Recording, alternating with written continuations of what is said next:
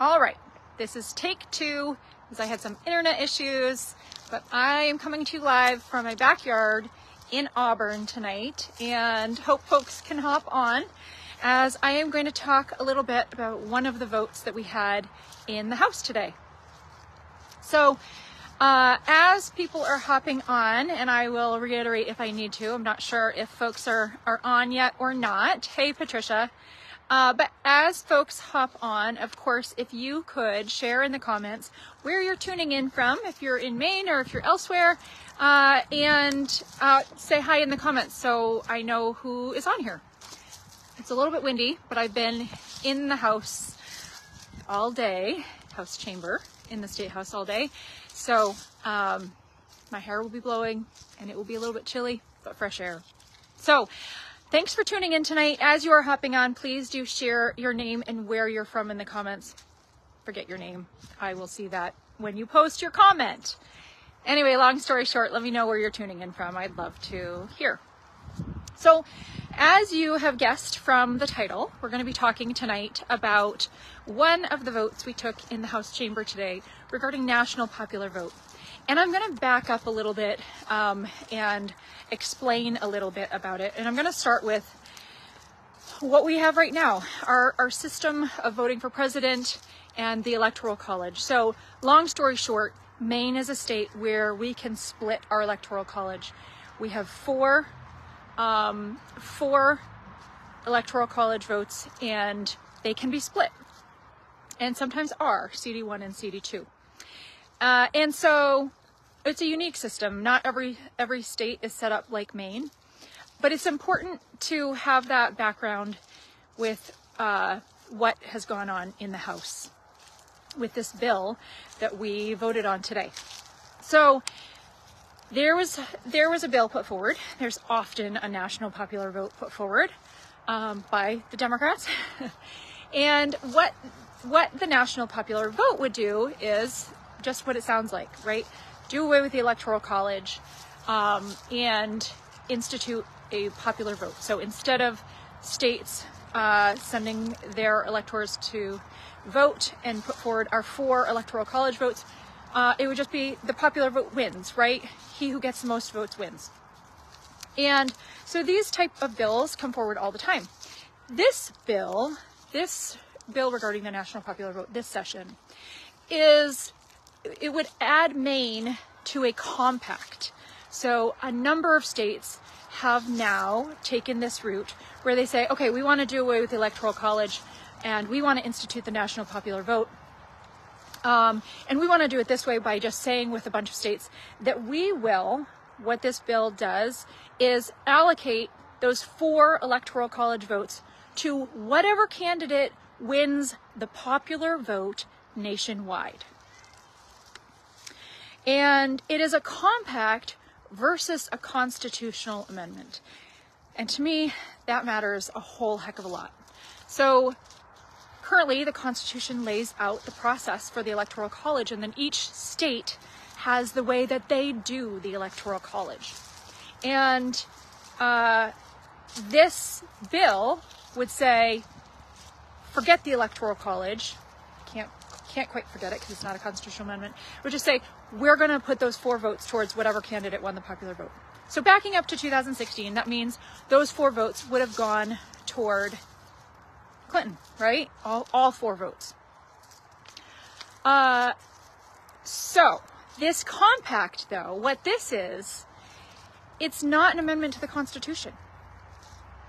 And what this is, instead, is an end run around the Constitution. And the reason for that is because it's a really high bar to actually amend the U.S. Constitution. And it was interesting. I'll get more into the distinctions in a few minutes, but it's interesting to see the perspectives on that because the long and the short is this bill is a shortcut. It's a cheat. It's cheating the system. It's saying, well, it's honestly, it's a little bit like a temper tantrum. We don't like what happened with the presidential election in 2016, and we want our way, and so we are going to negate Maine people's voice in the presidential election.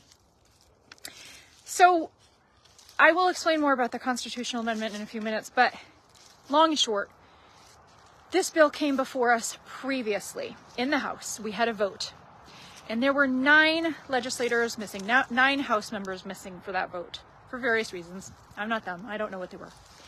And it was a mix of Democrats and Republicans. And so the bill passed in the House. It went to the Senate. It passed in the Senate, and then it came back to us in the House. And when it came back to us in the House, it was tabled till time uncertain. And then today, all of a sudden, out of the blue, it was brought forward. So we had no forewarning, which is, the Democrats can do that. They're in power. They can bring it up out of the blue with no warning. So that's what they did. We had just finished another bill, and then they moved to bring forward, the Speaker announced that we would be voting on the national popular vote. And then started floor debate. And it was a little bit crazy.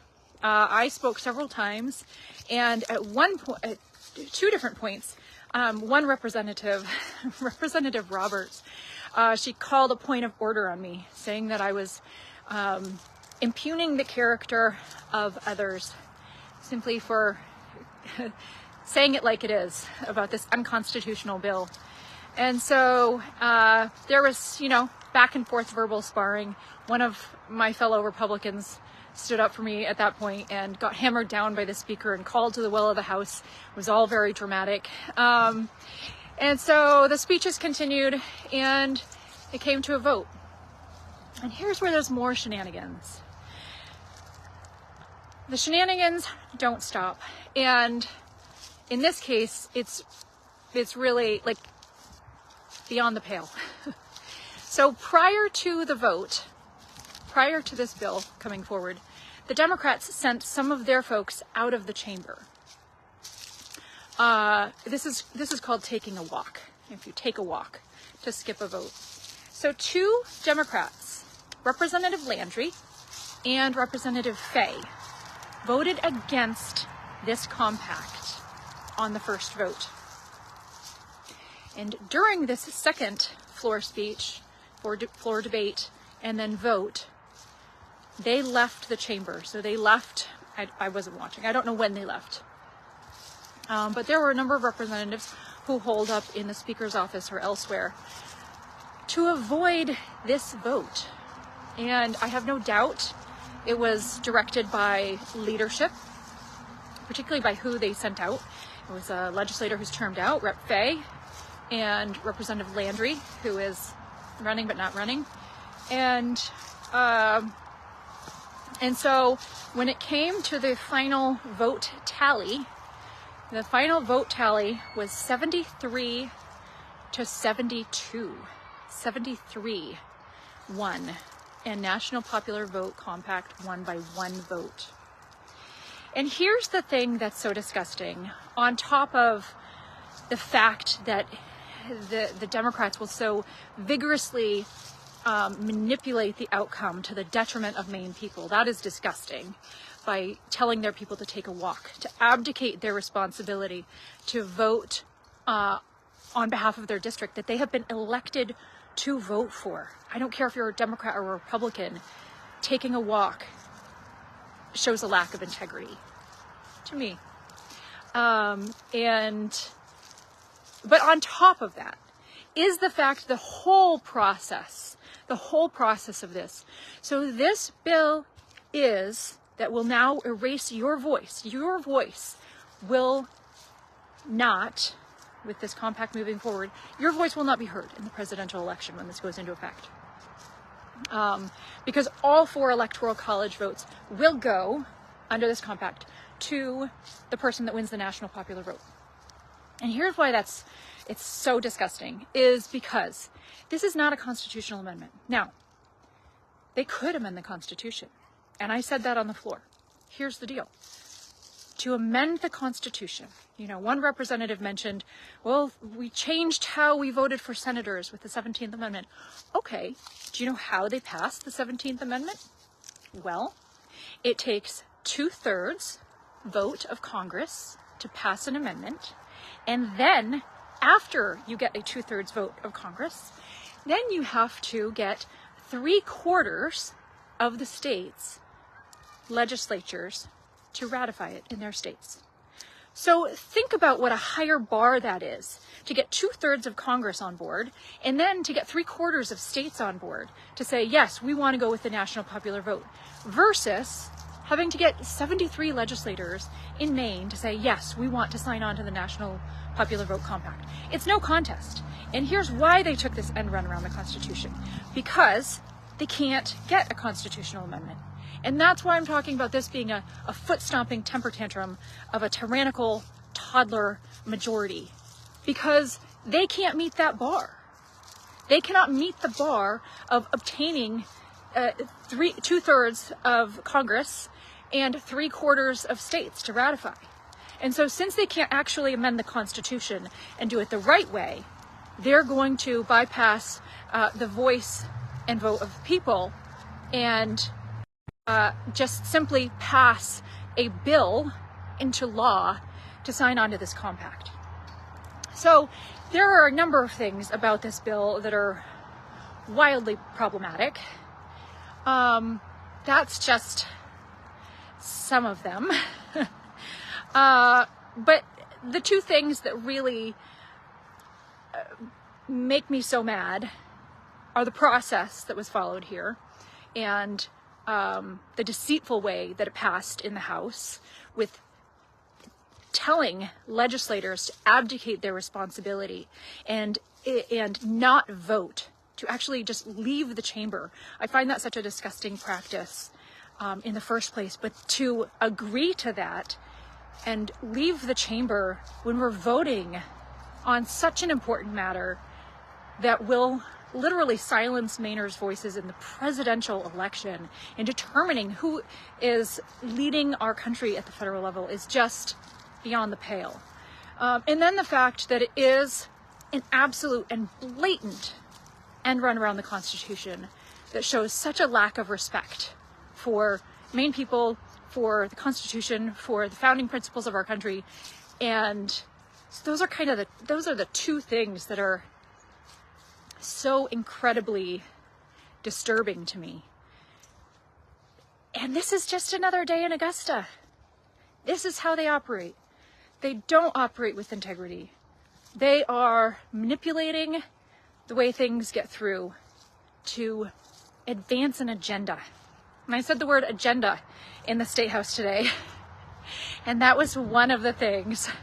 That was one of the things that I got challenged on by saying there was an agenda. But there's clearly an agenda.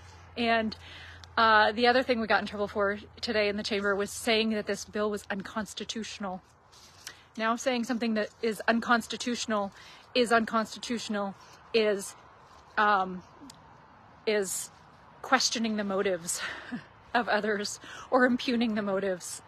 Well, I don't know. I guess I'm impugning motives all over the place because I think that the process and this bill itself are pretty terrible and are going to change our state in really bad ways, in that it's making it acceptable for your voice, for my voice, for everyone's voice here in Maine to be sold to the highest bidder, and to, as I said, do an end run around the Constitution. If we can manipulate and negotiate and get around the Constitution for this, what else? What other ways can we manipulate the law so that if something is not attainable one way, we can do it sneakily and achieve the same result another way? That's how they're operating. So thank you guys for hopping on tonight. I don't have a big uplifting anything to end this with, except to say this is the reality, and elections hopefully have consequences. In November, there are representatives who need to be booted out of their office and replaced with folks who will support the Constitution and who will not sell it to the highest bidder. I will say this. There were a few folks on the other side of the aisle that did vote with us, which is how we got to the 72 to 73. And I respect that they sat in their seats and did their job and voted their conscience, because the Democrats put incredible pressure on their representatives. They are not allowed to not vote and toe the party line. And so I am grateful for those that did sit in their seats and push their button. I just wish that more had the integrity to do that. And yes, holding the Secretary of State accountable is absolutely important, and we can't do that until we have the majority. That's the facts. We can't change the shenanigans going on in Augusta. We can't change how things operate there. We can't change the Secretary of State. We can't hold her accountable until we have the majority. When we get the majority in November, then we can start to make change. We can start to make change by saying no. That's the first thing we can do. We can say no. So if you're not involved in the fight for freedom, if you're not engaged in helping get conservative candidates elected, you can learn how to get engaged and involved at dinnertableaction.com. Join us on our mission to bring more freedom to this state, because it sure is lacking at this point. We don't have representatives who will actually uphold the Constitution. So thank you guys for tuning in tonight.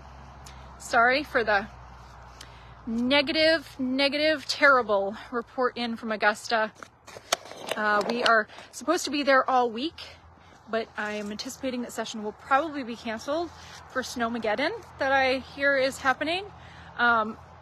Given predictions in the past, I'm anticipating anywhere from 1/4 of an inch to 4 feet, I think is fair. So we will see. I will keep you posted if we have session or not. It's supposed to be Wednesday, Thursday, Friday the rest of the week. So thank you for tuning in. Join us in the fight for freedom, and I'll talk to you soon.